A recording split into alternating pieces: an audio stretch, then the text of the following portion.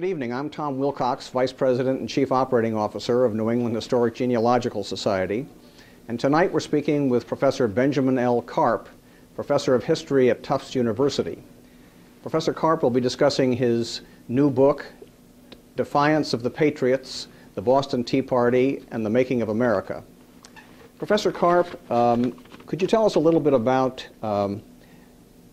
what made you write the book and some of the themes that you developed in it? It's a book on the Boston Tea Party, which seems like something that we know a lot about, but it turns out we know less than we think. And although there's a previous great work on the Boston Tea Party from the 1960s, historians have discovered a lot of things about issues related to the Boston Tea Party since then. I wanted to incorporate some more of that and incorporate some new primary source research. So that was one of my main goals. But then, as I was doing more research, a few new arguments developed. First, even though the story of the Boston Tea Party has been told as kind of the beginnings of the American nation and the problems of the British Empire, told as that kind of story, I wanted to tell a story that was more local, paid more attention to Boston and the actors on the scene. And I also wanted to tell a story that was more global, something that involved India, China, the Caribbean, the American backcountry, and Europe itself. So there's a whole huge story to the Boston Tea Party that I felt hadn't really been told adequately before.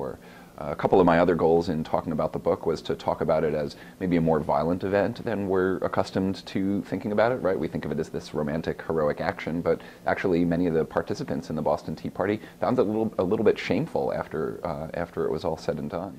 And finally, my other goal with the book was to talk about the multiple causes of the Boston Tea Party. We're accustomed to thinking of it as a big rebellion about taxes, but in fact, the issue of taxation without representation was one of only four causes, I think, of the Boston Tea Party. And so one of my goals with the book was to illustrate what I think the four causes of the Boston Tea Party were. I think there were four causes of the Boston Tea Party. The first and the most commonly known was no taxation without representation. They were annoyed at the taxes that had been put in place in 1767, in which the Tea Act of 1773 reaffirmed. Secondly, they were concerned about where that money was going. The money was going to go to pay the salaries of the Massachusetts governor, Thomas Hutchinson, and certain judges and other civil officials. And people of Massachusetts really preferred to hold their civil officials accountable by paying salaries themselves. If instead the money for those salaries was going to come from the tea duty, this struck them as something that was going to be a really uncomfortable and potentially corrupt sort of situation. The third thing that concerned the Bostonians was the idea of the East India Company's monopoly. The East India Company already had a monopoly on all trade east of South Africa, all British trade east of South Africa, and the Americans worried that by having the East India Company trading directly with America, that it would empower this monopoly company that had so much support in Parliament to extend its monopoly powers towards America, and American traders would thereby be losing out. And then the fourth cause is actually peer pressure. New York City and Philadelphia were the first to raise the cry against the Tea Act, and they were already pretty suspicious of Boston from the collapse of the non-importation agreements in 1770, and so they actually put a great deal of pressure on the Bostonians to do something about the tea. And if it hadn't been for that, it's not clear that the Bostonians would have dumped the tea in the harbor at all. Professor Carp, was the emergence of the modern Tea Party a coincidence in the timing, or was it something that led you to become interested in researching the original Tea Party?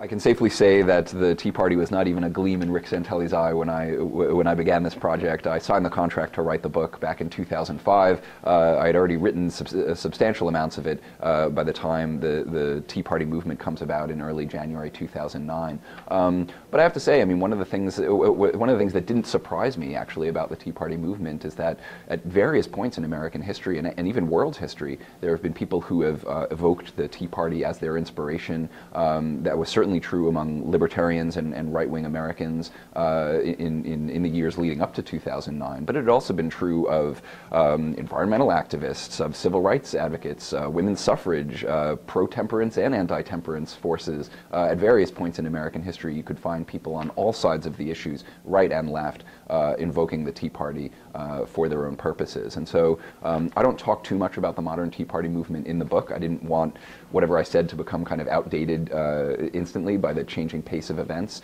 but it also has helped to kind of spur interest in finding out about the original Boston Tea Party. And the truth is, when I give talks before a variety of audiences, what most people want to hear more about is the original Tea Party of 1773 rather than its parallels with the current movement, although I do think that there are interesting parallels between 2009 and 1773.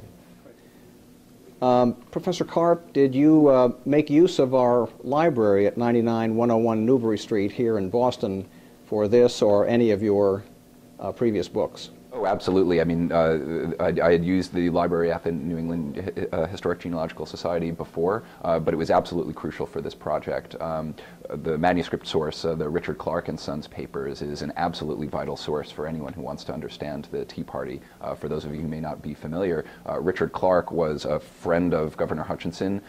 He was the father-in-law of John Singleton Copley, and his tea trading firm to be one of the firms that's going to receive the tea shipment from London. And so they play an active role, although it's a role on the opposite side from the Sons of Liberty during the tea crisis. And so I was really grateful to have those manuscript papers here. And beyond that, as I'm going to be talking about during my talk today, the genealogical records I think are going to be, I only scratched the surface, and I think they'll be crucial in the future for finding out more about who the participants in the Boston Tea Party were, and trying to get as early verification of those Tea Party stories as you can. So for instance, El Bondo, as one of the librarians referred to him, or Henry Bond of Watertown, he has notes that give us the earliest evidence of 3 of the participants in the Boston Tea Party. And I imagine that the more digging historians and genealogists are able to do in the collections here, the more really good evidence, hard evidence about participation in the Tea Party they're going to find. Because after all, participation in the Boston Tea Party was supposed to be a secret. And what I'll be talking about today in my talk is just how difficult it is to get hard evidence for who had thrown the tea overboard into Boston Harbor. Well, thank you very much, Professor Carp, for a most interesting conversation, and please come again.